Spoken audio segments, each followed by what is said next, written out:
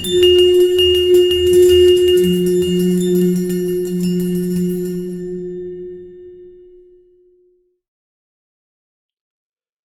द्वितीयोऽध्यायः।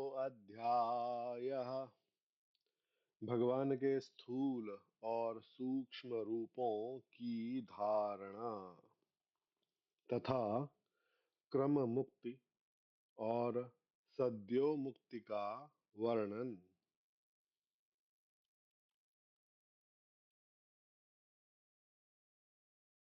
श्री सुखदेव जी कहते हैं, सृष्टि के प्रारंभ में ब्रह्मा जी ने इसी धारणा के द्वारा प्रसन्न हुए भगवान से वह सृष्टि विषयक स्मृति प्राप्त की थी जो पहले प्रलय काल में विलुप्त हो गई थी। इससे उनकी दृष्टि अमोघ और बुद्धि निश्चयात्मिका हो गई। तब उन्होंने इस जगत को वैसे ही रचा जैसा कि यह प्रलय के पहले था। वेदों की वर्णन शैली ही इस प्रकार की है कि लोगों की बुद्धि स्वर्ग आदि निरर्थक नामों के फेर में फंस जाती है। जीव वहां सुख की वासना में स्वप्न सा देखता हुआ भटकने लगता है, किंतु उन मायामय लोकों में कहीं भी उसे सच्चे सुख की प्राप्ति नहीं होती। इसलिए विद्वान पुरुष को चाहिए कि वह विविध नाम वाले पदार्थों से उतना ही व्यवहार करे जितना प्रयोजनीय हो। अपनी बुद्धि को उनकी निस्सारता के निश्चय से परिपूर्ण रखे और एक क्षण के लिए भी असावधान न हो।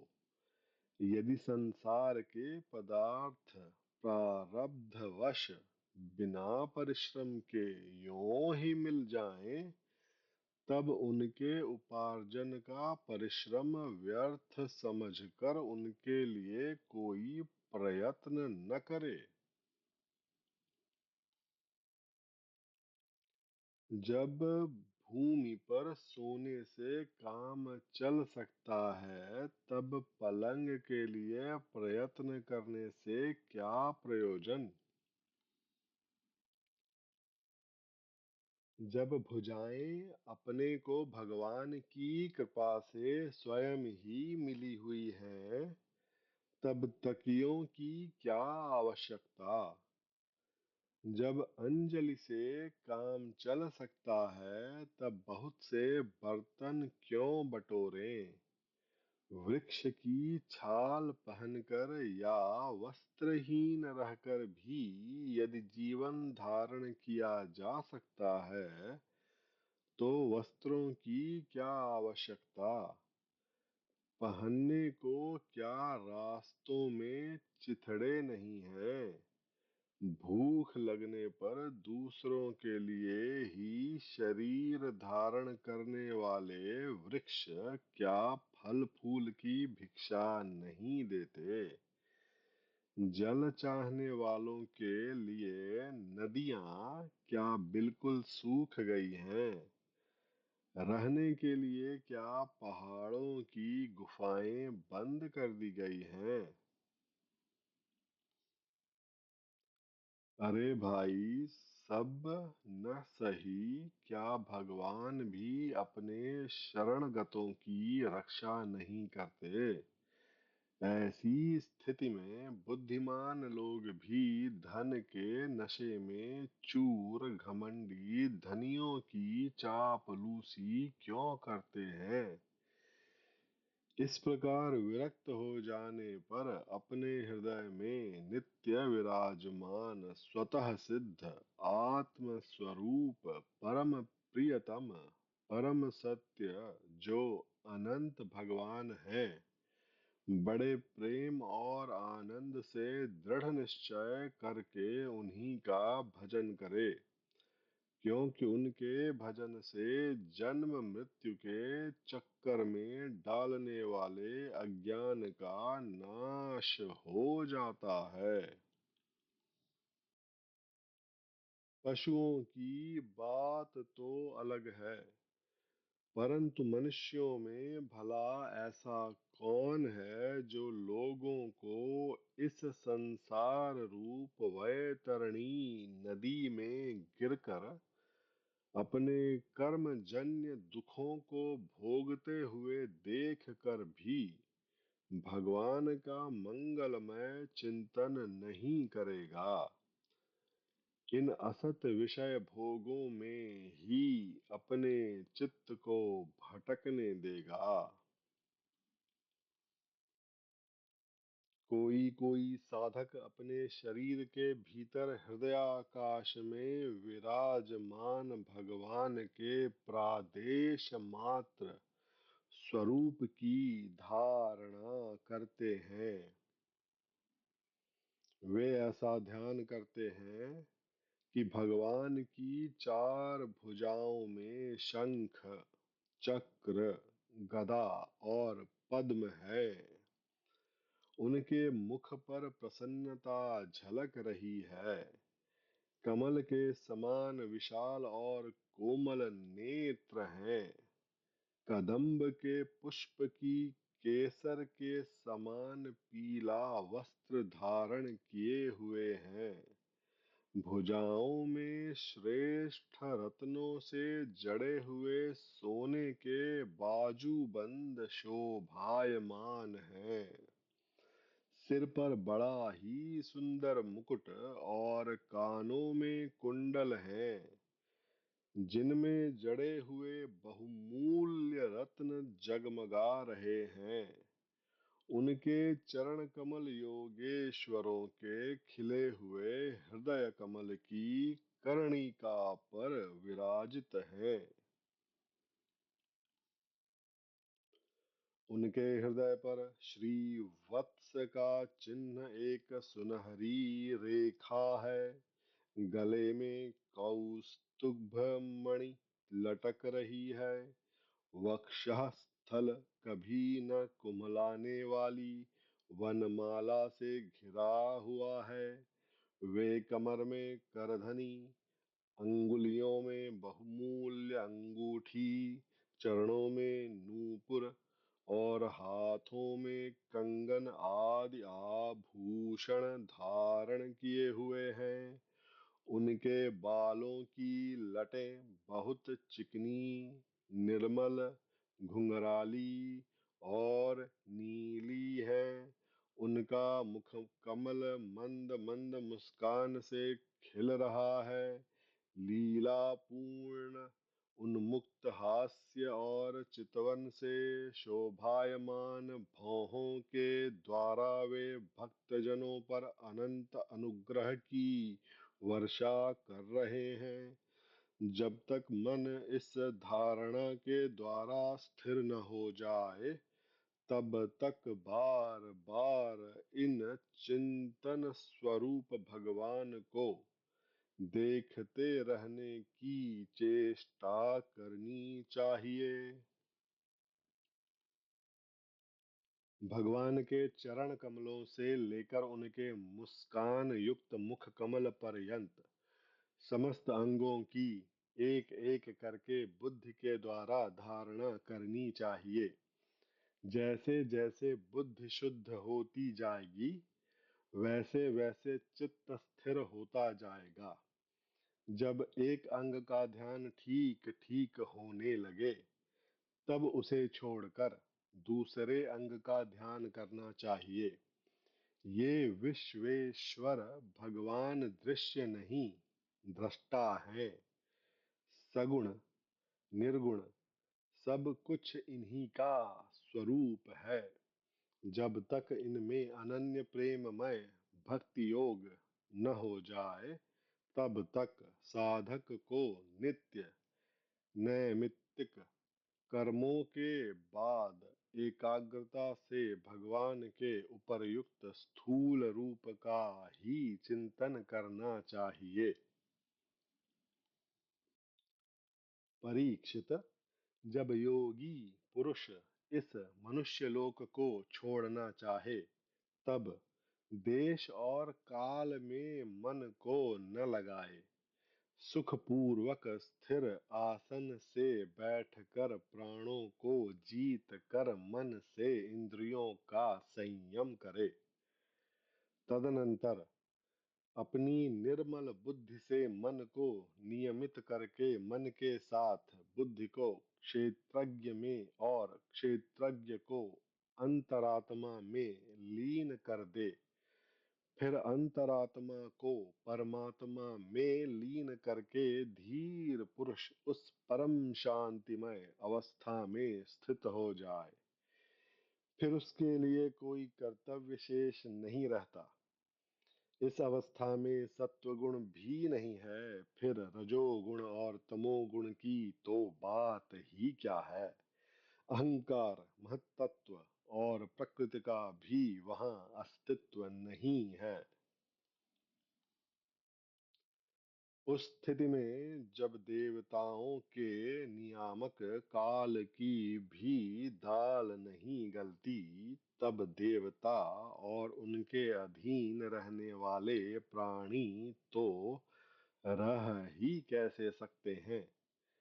योगी लोग यह नहीं इस प्रकार परमात्मा से भिन्न पदार्थों का त्याग करना चाहते हैं और शरीर तथा उसके संबंधी पदार्थों में आत्म बुद्धि का त्याग करके हृदय के द्वारा पद पद पर भगवान के जिस परम पूज्य स्वरूप का आलिंगन करते हुए अनन्य प्रेम से परिपूर्ण रहते हैं, वही भगवान विष्णु का परम पद है। इस विषय में समस्त शास्त्रों की सम्मति है।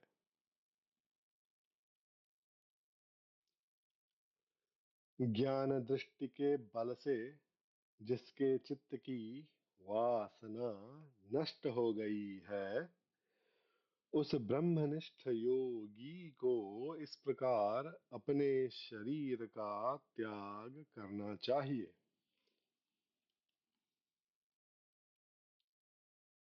पहले एड़ी से अपनी गुदा को दबाकर स्थिर हो जाए और तब बिना घबराहट के प्राण वायु को षट चक्र भेदन की रीति से ऊपर ले जाए। मनस्वी योगी को चाहिए कि नाभि चक्र मणिपूरक में स्थित वायु को हृदय चक्र अनाहत में, वहां से उदान वायु के द्वारा वक्षस्थल के ऊपर विशुद्ध चक्र में, फिर उस वायु को धीरे धीरे तालुमूल में विशुद्ध चक्र के अग्रभाग में चढ़ा दे। तदनंतर दो आंख, दो कान, दो नासा छिद्र और मुख, इन सातों छिद्रों को रोक कर उस तालुमूल में स्थित वायु को भौहों के बीच आज्ञा चक्र में ले जाए। यदि किसी लोक में जाने की इच्छा न हो तो आधी घड़ी तक उस वायु को वहीं रोक कर स्थिर लक्ष्य के साथ उसे सहस्रार चक्र में ले जाकर परमात्मा में स्थित हो जाए। इसके बाद ब्रह्मरंध्र का भेदन करके शरीर इंद्रियादि को छोड़ दे।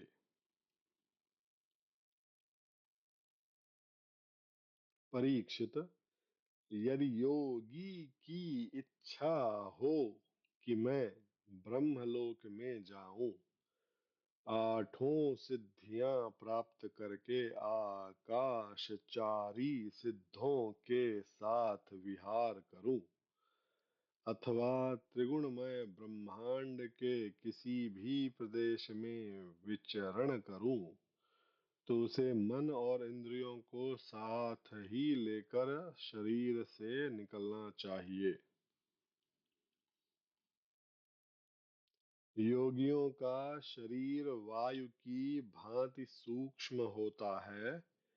उपासना, तपस्या, योग और ज्ञान का सेवन करने वाले योगियों को त्रिलोकी के बाहर और भीतर सर्वत्र स्वच्छंद रूप से विचरण करने का अधिकार होता है।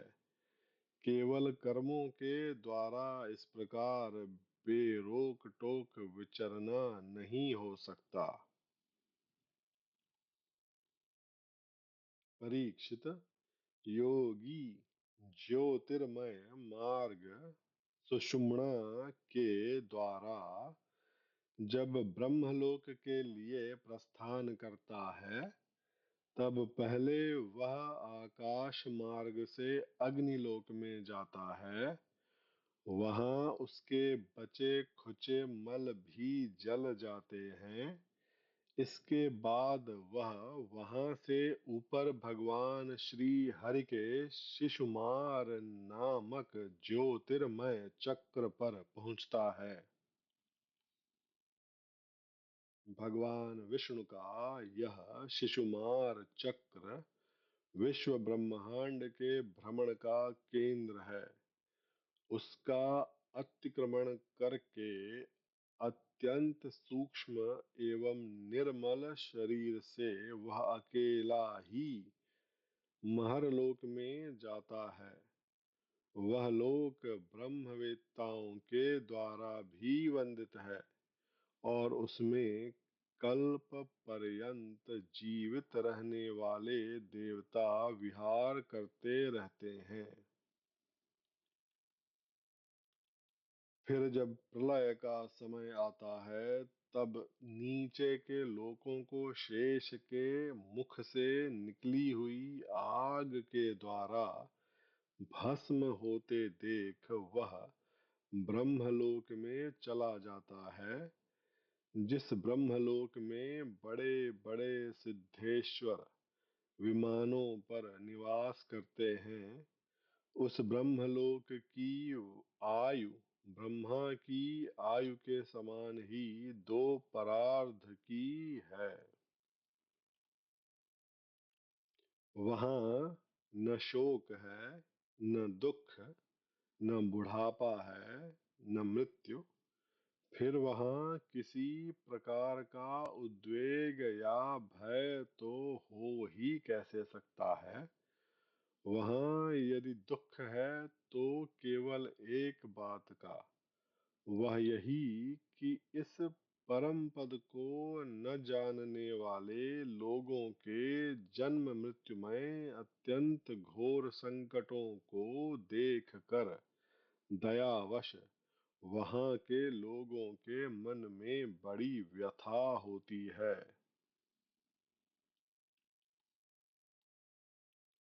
सत्यलोक में पहुंचने के पश्चात वह योगी निर्भय होकर अपने सूक्ष्म शरीर को पृथ्वी से मिला देता है और फिर उतावली न करते हुए 7 आवरणों का भेदन करता है।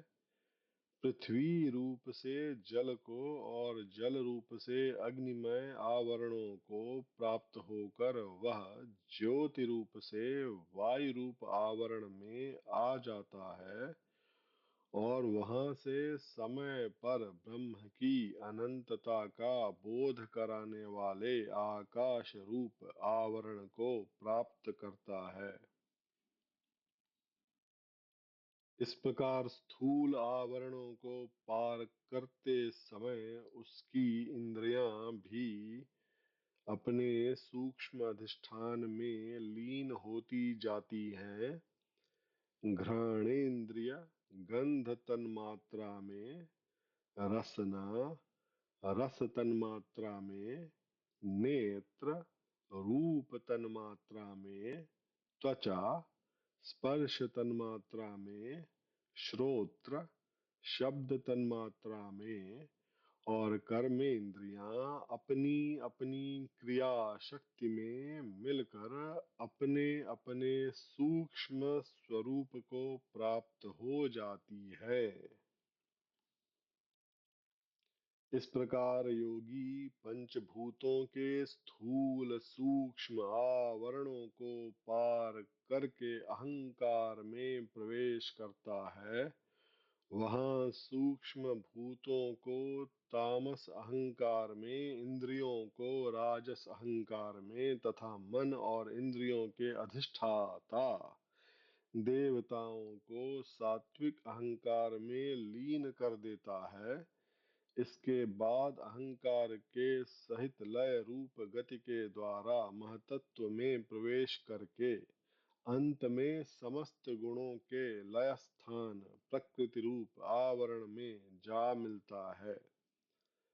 परीक्षित, महाप्रलय के समय प्रकृति रूप आवरण का भी लय हो जाने पर वह योगी स्वयं आनंद स्वरूप होकर अपने उस निरावरण रूप से आनंद स्वरूप शांत परमात्मा को प्राप्त हो जाता है।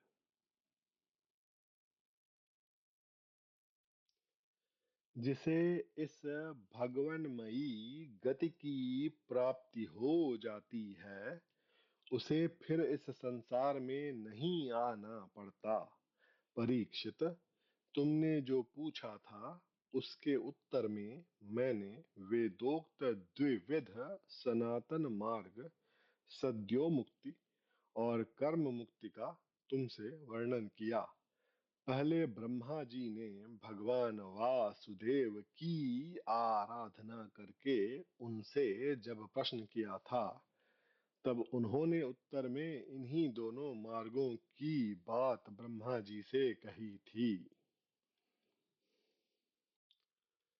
संसार चक्र में पड़े हुए मनुष्य के लिए जिस साधन के द्वारा उसे भगवान श्री कृष्ण की अनन्य प्रेममयी भक्ति प्राप्त हो जाए, उसके अतिरिक्त और कोई भी कल्याणकारी मार्ग नहीं है।